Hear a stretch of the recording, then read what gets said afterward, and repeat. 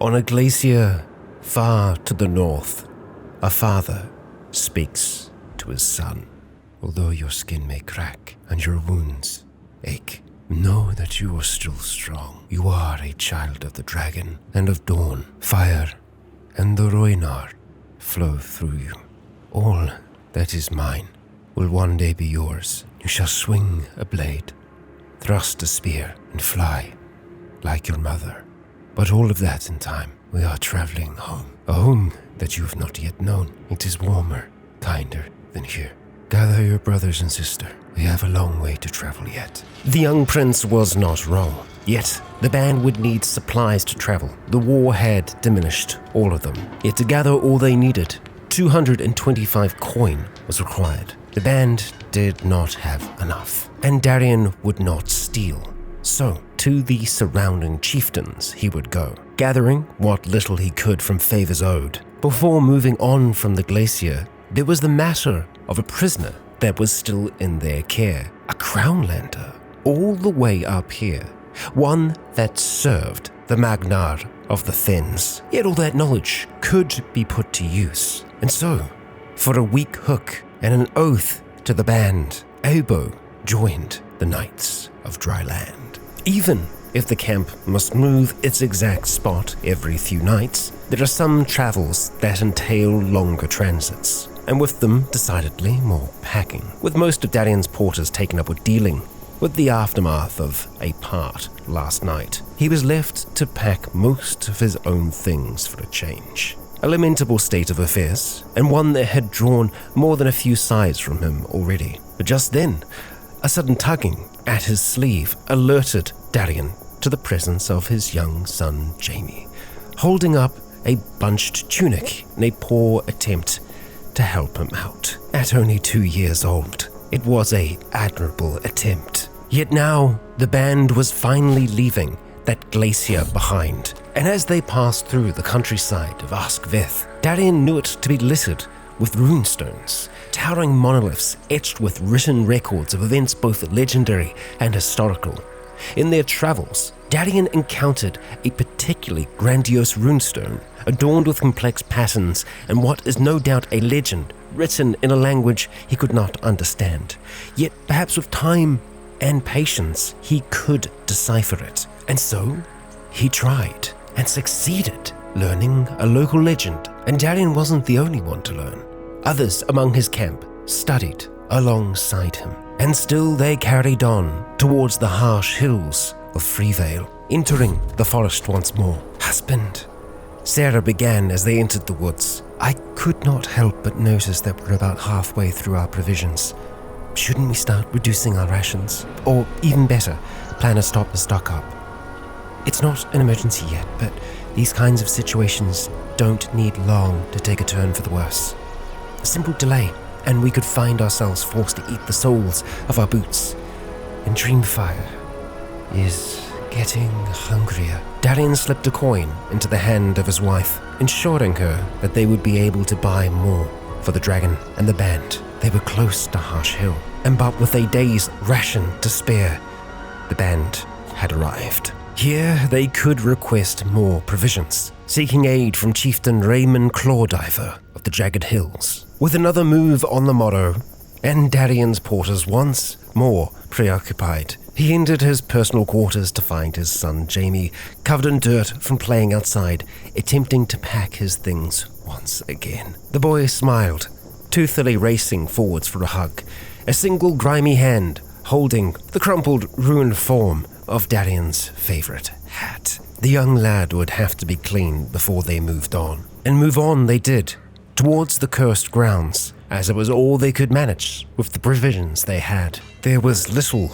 honorable work they could perform within the woods, and as much as they wanted to make for the coast to set sail, they would starve if they tried the march now. No, they would need to find some work, gold or favors, enough to give them the provisions they needed to continue on their way. Back towards Verkreich and the glacier, the chieftain had need. There were secrets he wanted uncovered, and he was willing to offer both gold and provisions, even if they were a meek amount. It would do them no good to remain.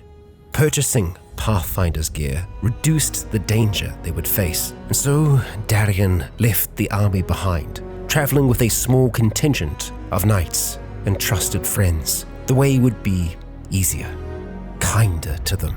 Yet the winds of winter were constant here, and so close to their bitter enemies in the valley, they must remain vigilant. Chieftain Brock's suspicions lay upon his courtier, Rancer, and so Darian found himself stalking her through the halls of a godswood. He could almost hear her whispered words. Whether they were a confession to the old gods or just some wild muttering, he couldn't quite make it out. But Darian had had enough of hiding. He would get Rancer's secrets one way or the other. "Excellent, excellent," Chieftain Brock boomed as Darian brought him the news.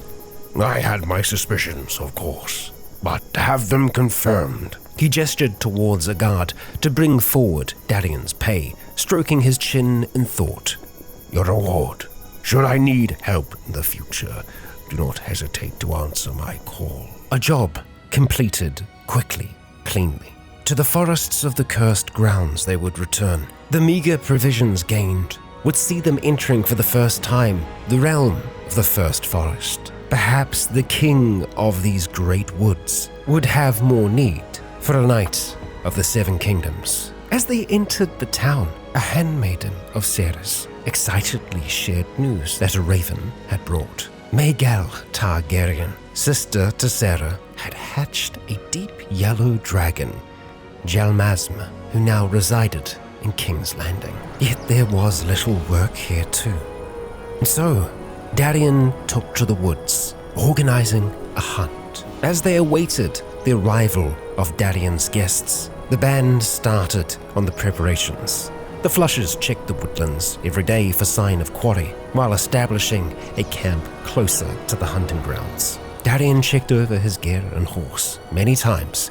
It would not be long now. Yet Darian did not have the right to hunt here in Chieftain Harley's forests. He would need to purchase the right to do so, unless he wanted to be seen as an outlaw and a poacher. Of course, even if he were to secure the rights, he would not be allowed to bring down any animal that he wished. Even so, the cost was worth it in his mind. Ryloka assembled the party as the sun rose over the camp in the taiga near Omenwood. The local gamekeepers had scoured the vicinity for recent tracks and fumes. There was clearly a stout boar in the area, a dangerous but worthy game. Ryloka grinned. This ought to be good fun, and so they would seek the boar. As Darian followed their quarry into the taiga, slowly but surely gaining on the powerful boar, it suddenly spooked, charging away in another direction. And as Darian moved to see what scared it, he could scarcely believe his eyes. His wife, love, and soulmate, Sarah and Hardbine, were entangled on the ground in a passionate embrace. Tersely, Darian ordered, "Get up. I feel the beast is nearby." He would not be distracted from his goal. With his heart hardened, Sarah did what she could to apologize. In a rare moment of reprieve, Darian spent some time in silence, taking in the beauty of nature. His stress started to melt away until he heard Sarah's voice. "My love." She placed something behind his ear. "While it nowhere matches your beauty, this poppy reminded me of you." Sarah smiled, admiring her handiwork. "You look so at peace. I'm glad." She hastily planted a chaste peck on his cheek, as if they were the only ones in the world. Darian was not one to be outdone by another. Embracing Sarah there in the snow, they lay together. Darian's ward, Ygritte, had faced a new test to her abilities. Two quarrelsome servants brought a dispute, each claiming the other spilled a fine armor on a set of expensive curtains. They thrashed back and forth with shouts and jabs as the other servants watched intently. Ygritte ordered them both to clean the curtains and commanded they speak no more of their dispute. She was decisive, and her orders were followed quickly. She would make an inspiring leader, authoritative.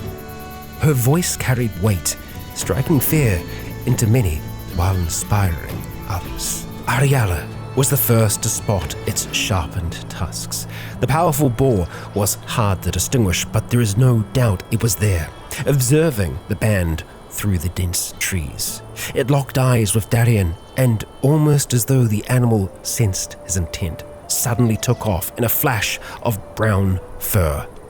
After it, they would ride. As Darien paused to quaff from his water skin, savoring some cool relief from the sweat and havoc of the chase, as he secured it at his side, he heard a low whistling noise. An arrow slammed into the ebony beside him with an almighty thwack. Darien and those closest span around, but no one was there, only the wind rustling through the sparse pines. The arrow must have belonged to someone, yet its owner was not found. However, after hours of riding, they were finally cornering the wily beast. The chase had not been in vain. The exhausted, panicked animal had turned to bay, struggling to stand and squealing in a panic. The proud boar squealed terribly, sharpened tusks ready to cleave in twain any who approach, as it was surrounded by sheepish hounds and huntsmen. Darien gripped his spear tightly. He would bring the thing down himself. Forwards he moved, and the boar was slain, plunging his spear deep into the creature's heart. The hunt was a success. Sarah directed the breaking up, clumsily skinning the carcass before letting the game masters take over. Yet a memento remained, handed to him by his dear wife, the tusk of the creature, one that he would keep as a memento. And the band had restocked as much as they could, gathering 600 provisions from the wilderness that surrounded them. Darien kept that pressed poppy from Sarah, placing it beneath his armor. The boar tusk was affixed at his hip, a symbol of his prowess. Before they broke camp, Darien approached Hardbind. No words were spoken, only a show of authority. A warning spoke through gaze alone. Hardbind would do well to be wary of Darien dryland. They would now be able to make it further to the east, to Eagle's Grove, drawing ever closer to the coast. Yet there was little work to be found here too, the latter months proving harsh for all. Yet there was always war. A conflict was occurring very close to where the band was staying, and so Darien offered his aid. Before the armies could be raised, Sarah came to Darien. There was news. She was with child. However, she had been acting strange as of late. Her tumble in the woods had Darien doubting whether he was truly the father of this child. He would ask her. Surely she would not lie. Of course, the child is yours, my dear. Why would you ever think otherwise? And the words were enough. Darien only needed to hear her say it. He was a Dornishman, after all. Many loved freely there, yet children did complicate things. Darien rallied his banners, marching to the north, seeking to assist the chieftain wherever he could. Not far from Alwood, the two armies would inevitably clash. The quality and number of Darien's troops far outclassed his enemies. The battle would be quick, Dreamfire remaining grounded for its duration. The enemy chieftain, Aurel, a man known to Darien, was captured in the fight. Clasping him on the shoulder, Darien offered him freedom, for a price, of course. The band arrived in Wanderer's Ridge, beginning their siege. Enemies of Aurel waited in the mountains, seeking for an opportunity to strike, yet they would not remain there for long, choosing instead to flee to the forests. But before the walls were breached, the war was won. Darien was paid for his efforts, yet it was still not enough gold. However, Harley and the drowned forest were suffering from rampant bandits, and the war had somewhat filled his coffers. It would be enough gold to purchase the provisions they would need to fill their empty crates. And so, to Deadwood Grove they marched. Haven't we seen this massive tree before? I swear we're going in circles. Hardbine shouted. Perhaps he was right. They'd seen no sign of getting out of this forest in hours, and they couldn't be sure if they were even still in Sweet Forest. The dense tree cover made it impossible to tell the time of day. At this rate, they would never make it to Deadwood Grove. Yet Darian was sure, certain of where they were, and he found the right path. Arriving quickly at Deadwood Grove, there they would carry out Harley's justice. And while they had succeeded at the job, taking the band's gold to 326, Sarah had bad news for Darian. The child was not meant to be. Sarah assured Darian that it was the way of life, but her hand lingered still on her belly. Returning to Eagle's Nest, they finally had the gold necessary to buy the provisions they would need. They would travel first to the Corpse Cove, Flake Marsh, the seat of the king of the First Forest. It was from there that they would launch. The band's time in the north had hardened them all. The knight captains of Darian's were more effective than ever. Topping off their supplies, they were ready to set sail. Beside the harbour, Ariella, Darian's new trusted caravan master, spoke of the path that they may take, a route that should prove safer than passage down and through the narrow sea. It was their expected route, after all, the most straightforward, yet no doubt the king of the Iron Throne would have his various family members flying up and down it, seeking Dreamfire and his daughter. No, Ariella suggested a different path, one that would first take them to the wall where they had allies. Then they would walk the length of it. The plan was to sail along the western coast of Westeros, a route that would not be expected by their enemies, and a route that they could learn much from. There were many along the wall, many that had served for decades. Darian and the band would hear their stories, their tales. They would take them to heart. Yet Darian's heart was raw. During their voyage, one morning, Reynard did not awake. Cyrene was just as distraught as the young knight. The three of them began their journey in dawn, so many years ago now. Reynard had lived a long and fulfilling life, yet there was a hole now, large boots that someone would need to fill. The band was without a second. The choice was obvious to Darian, one who he trusted above all else, his own wife, the Snapdragon, Sarah Targaryen. She would take on the role as his second, a leader with just as much authority as Darian. Many of the band agreed. It was the 30th of 6th moon when the band arrived in Eastwatch by the sea. There was a tent camp at the edge of Eastwatch by the sea, filled to the brim with soldiers and combatants, big and small, of various different cultures, but mainly Northmen. They had not yet taken the black. They were gathered in groups, most of them scowling and looking around as if searching for a way out of their misery. Darian kept going until he found an imposing woman who had just finished yelling at a couple scared combatants. She eyed Darian suspiciously. "Ride with me, and I shall lead you to glory."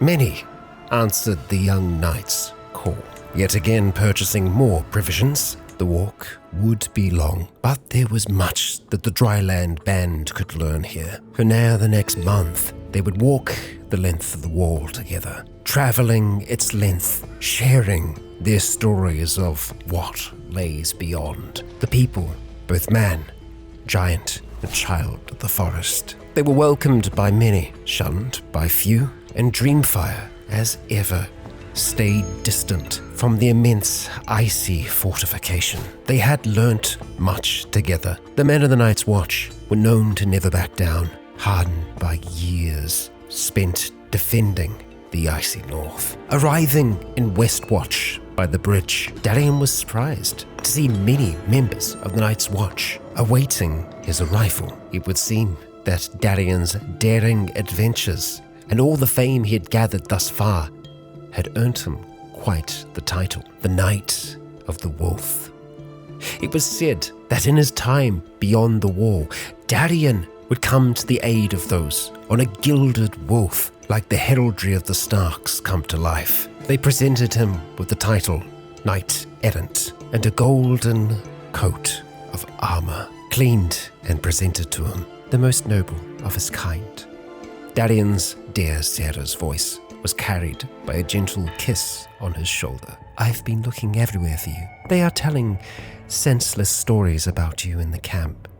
She leaned over to whisper, They say that you once crossed a bridge made of swords, that you entered an enchanted forest where you rescued a fair woman, that a marvelous wolf gave you its miraculous coat. She signaled for a servant to bring over a pearled armor, a gift from all those you have helped. And still, I have not helped enough. Darien would accept the title. Valiant as he was, he would do now what he could to defend the innocent, a task that he had not lived up to.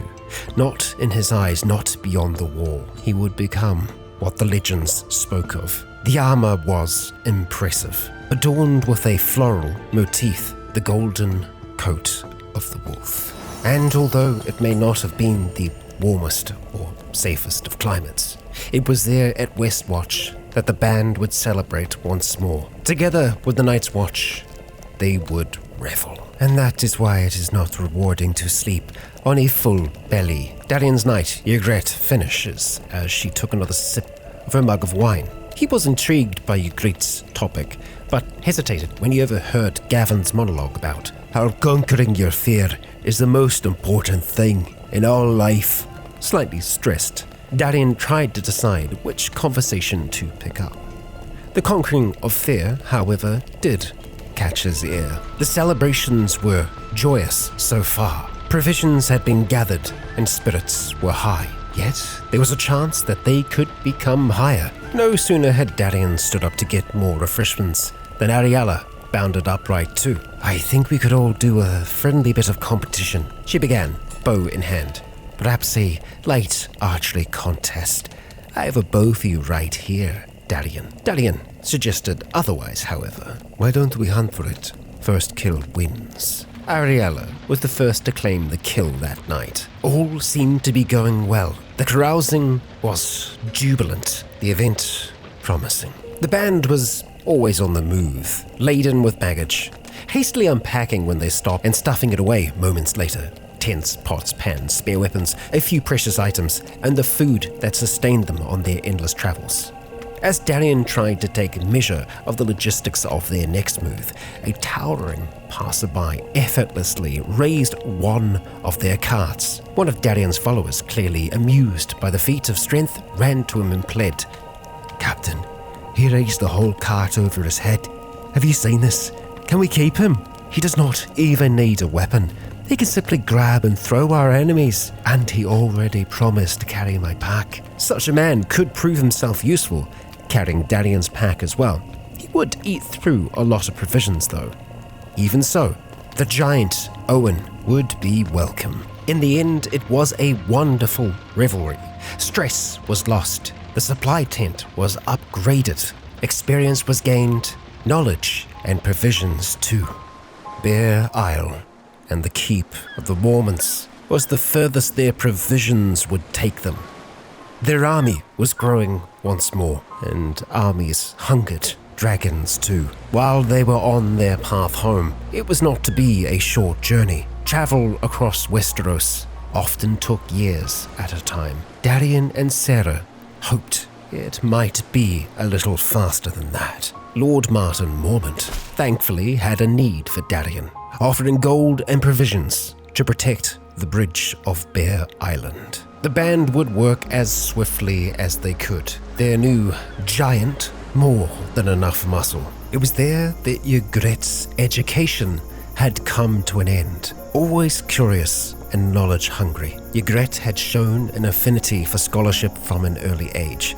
An avid learner, she has become quite the purveyor of knowledge and has proven herself capable of structuring advanced theoretical and theological arguments. Far from the wolf that she once was, still, Ygritte remains fearless. Darian's travels had taken him far, and folk far and wide were always excited to see the band of adventurers visiting their little corner of the world. It took him longer than he would like, yet Darian and the band were successful all the same. The coin would certainly carry them further, as would the additional provisions. They were close to affording the supplies they needed, and though it pained him, Darian had no choice but to sell the pressed poppy gifted to him by his love. It would secure them the provisions they needed to continue their journey though, and so it was done. Ariella charted their course. They would sail further to the south, yet they would also sail further west than many in Westeros ever had,